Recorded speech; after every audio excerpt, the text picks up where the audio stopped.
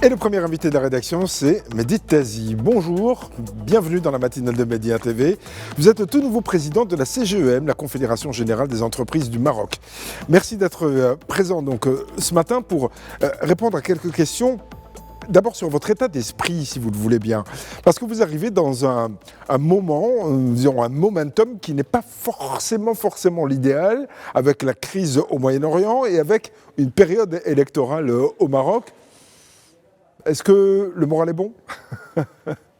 Bonjour. D'abord, je vous remercie pour votre invitation. Je voudrais tout d'abord exprimer ma gratitude et celle des membres de la Confédération suite à la réception hier du message de Sa Majesté le Roi qui me félicite à l'occasion de cette élection.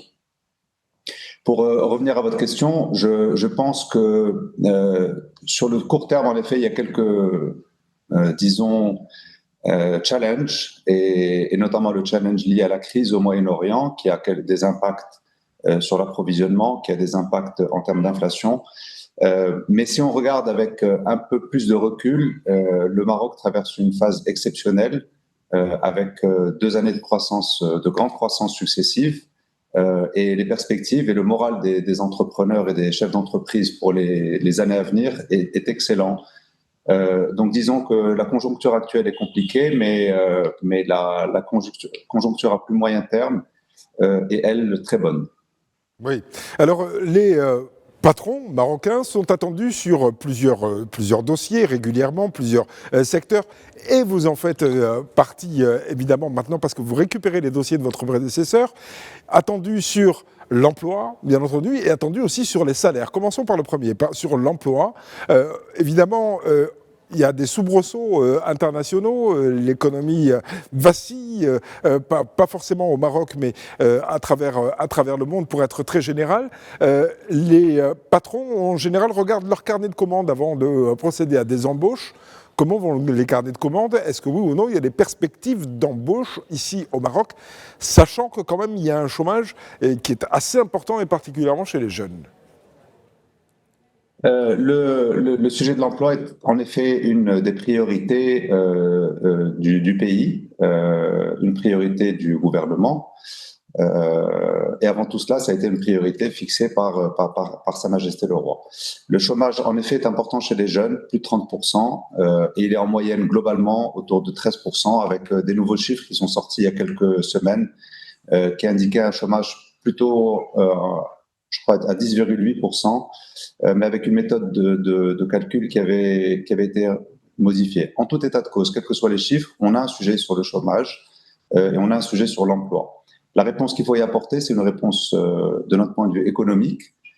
C'est continuer à améliorer l'environnement des affaires et donner envie ou confiance aux chefs d'entreprise et aux entrepreneurs pour engager leur capital, investir de façon productive.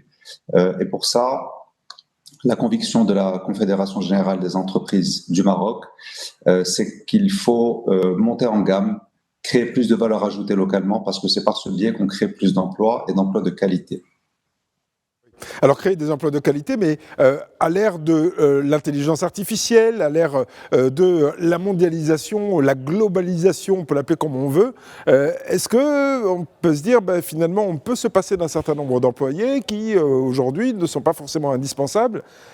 Tant pis pour le chômage, tant mieux pour les affaires. Il est possible. D'abord, tant pis pour le chômage, tant mieux pour les affaires. Non, ce n'est pas la façon dont nous voyons notre mission et ce n'est pas la façon dont les entreprises marocaines voient leur rôle. Je pense qu'elles sont largement citoyennes, elles l'ont prouvé, elles continueront à le prouver. Est-ce que l'intelligence artificielle aura un impact sur l'environnement, disons, la capacité des entreprises à employer? Il y a des chances, et je pense que c'est le cas partout dans le monde, mais on est surtout dans une phase d'incertitude, c'est-à-dire que nous ne savons pas quels seront les impacts de l'intelligence artificielle de façon générale. Nous essayons tous, et là encore, c'est pas le Maroc, c'est le monde entier qui essaye d'en mesurer les impacts. Ce que nous savons à ce stade, c'est que probablement qu'il y aura des impacts. Comment? Nous ne savons pas où exactement, mais personne ne le sait. Mais ma conviction profonde, c'est que l'intelligence artificielle va changer le type d'emploi, mais ne va pas les détruire à long terme. Ce qui va se passer, c'est qu'il va y avoir une redistribution et une modification des types d'emplois nécessaires pour les économies. Et encore une fois, je voudrais souligner que ce n'est pas du tout un sujet marocain, c'est un sujet mondial dans lequel les entreprises devront se montrer agiles pour défendre au mieux les emplois et défendre au mieux la croissance de nos entreprises. Justement, il y a une coopération avec d'autres groupements patronaux pour réfléchir à l'avenir et à l'avenir numérique particulièrement. Oui, pas particulièrement avec des groupements patronaux, mais en effet, il y en a quelques-uns, mais il y a surtout des réflexions, d'avoir des réflexions au sein même de la Confédération, entre toutes ces composantes, entre les régions, les fédérations, le groupe parlementaire, les entreprises de façon générale, les commissions. Il y a des réflexions aussi à l'international avec des entreprises ou d'autres organisations patronales. Mais je crois que c'est un sujet qui est récent, c'est un sujet qui évolue très vite et nous comprenons au fil de l'eau quels peuvent être les impacts et quelles modifications est-ce qu'ils peuvent apporter. Moi, de mon point de vue, nous avons pris le bon train de la réflexion. Maintenant, encore une fois, je pense que le salut viendra par l'agilité et le fait d'avoir un coup d'avance à chaque fois sur notre capacité de lecture sur ces problèmes liés à l'intelligence artificielle. Oui, mais dites-y, je disais en introduction qu'il y a plusieurs dossiers sur lesquels vous êtes attendu, en tout cas le patronat marocain, vous en particulier parce que vous venez d'arriver à la tête de la CGEM, c'est aussi le montant des salaires. Est-ce qu'il y a une réflexion aussi qui est menée, peut-être assez profonde, sur la bonne manière de payer les salariés à la hauteur de ce qu'ils valent et à la hauteur de ce qu'ils méritent ? Je crois que la CGM a fait preuve d'abord depuis quelques années, mais continuera à le faire, d'un sens profond des responsabilités liées à ce sujet-là. Pour rappel, le salaire minimum a augmenté sur les 5 dernières années, à peu près, d'une trentaine de pourcents, et cette augmentation n'a jamais été aussi importante que sur le dernier mandat. Avec aujourd'hui un salaire minimum qui est au-delà de 3 000 dirhams. Je ne dis pas que c'est suffisant, et en même temps, nous avons eu une inflation importante au cours de ces dernières années. Mais ce que je dis, c'est que la Confédération agit avec beaucoup de responsabilités, avec une double lecture. Première lecture, il faut que les salaires suivent l'inflation et que le rythme de vie de nos concitoyens augmente, et ça c'est important. Deuxièmement, il faut faire attention à l'impact que ça peut avoir sur certains emplois, et il faut qu'en même temps notre économie se transforme au même rythme que les salaires augmentent. Certains salaires et beaucoup d'emplois sont encore liés à des entreprises ou des secteurs dans lesquels les entreprises ou les donneurs d'ordre cherchent une compétitivité au Maroc, et c'est une compétitivité de coût. Si on augmente trop vite, on risque de perdre un certain nombre de ces emplois. Donc, ce qu'il faut qu'on fasse, c'est deux choses. C'est en même temps augmenter les emplois, mais en même temps, et ce que je disais au départ, c'est augmenter la valeur ajoutée créée localement pour que la compétitivité de notre économie ne se mesure pas sur certains secteurs simplement par les coûts, mais qu'elle se mesure par la création de valeur locale et par que les entreprises viennent chercher autre chose que des coûts, mais de la valeur ajoutée localement. C'est ce qui s'était fait, par exemple, dans des secteurs comme l'automobile ou l'aéronautique, dans lesquels nous avons aujourd'hui des taux d'intégration, par exemple, pour l'automobile qui avoisinent les 70%.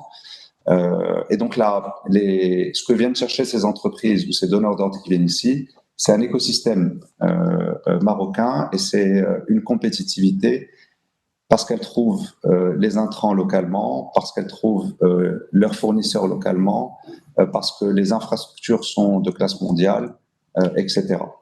Donc, pour revenir très directement sur cette question-là, oui, la Confédération est favorable à ce qu'il y ait une montée en gamme aussi de nos emplois et de nos salaires. Il faut que ça suive un rythme responsable. Oui. En parlant de responsable, on est entré dans une période de préélectorale, on va appeler ça comme ça. Les élections législatives auront lieu le 23 septembre prochain. Vous, en tant que président de la CGEM maintenant, est-ce que vous avez l'intention de rencontrer les dirigeants des partis parce que vous avez peut-être une voix à faire valoir, parce qu'on sait que telle ou telle loi qui pourrait être votée de telle ou telle manière pourrait peser sur les activités des entreprises. Est-ce que oui ou non, vous avez commencé, vous aussi, à, essayer de peser sur les projets qui seront présentés par les partis? Je crois que c'est tout à fait notre rôle de faire entendre notre voix, mais ce qu'il est important de souligner, c'est qu'il est important de la faire entendre de manière équidistante entre les partis. Je rappelle que la CGEM est une organisation apolitique, et en ce sens, nous pouvons discuter, nous discuterons avec l'ensemble des partis pour faire entendre notre voix et celle des entreprises. Oui. Alors, Mehdi Taizi, donc nouveau président de la Confédération générale des entreprises du Maroc, quelle va être votre touche, votre patte, votre spécificité pour diriger cet organisme qui est quand même très important au Maroc? Notre touche ou spécificité, c'est d'avoir une CGEM qui soit, et encore une fois, on est sur beaucoup d'aspects dans une forme de continuité de la Confédération sur ces sujets-là.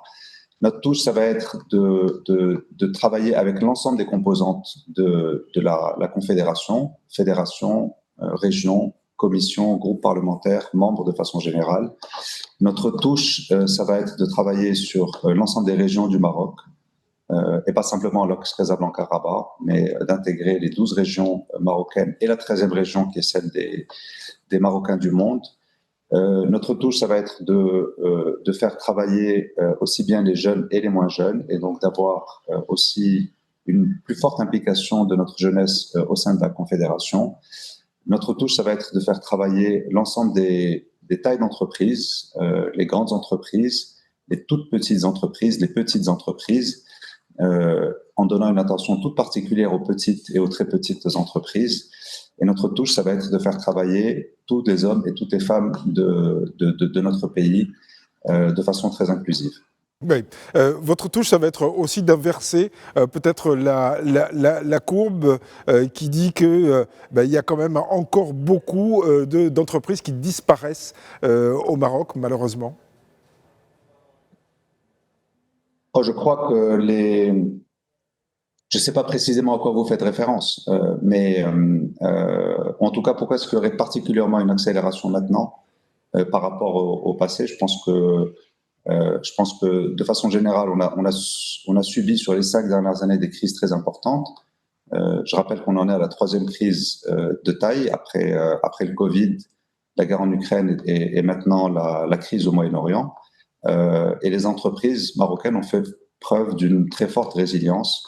Maintenant, pour prendre sous un angle différent votre question, les indicateurs sont au vert sur l'économie.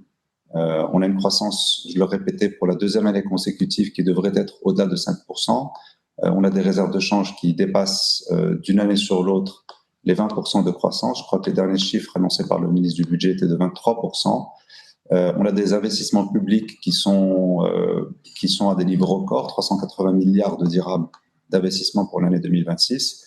Et on a une inflation qui reste très maîtrisée, en dessous de 1%, quand au niveau mondial, les dernières prévisions, je crois, les faisaient passer de 3,3 à plus de 4%. Donc, je n'ai pas la même perception de l'état des entreprises marocaines. Et pour moi, de façon générale, l'économie se porte plutôt bien, malgré la crise conjoncturelle à laquelle nous faisons face. Merci beaucoup, Mehdi Taizi, président de la CGEM, d'avoir été l'invité de la matinale de Mehdi TV. Merci encore, excellente journée à vous. Et puis alors, on vous souhaite bon vent pour cette présidence. Merci encore.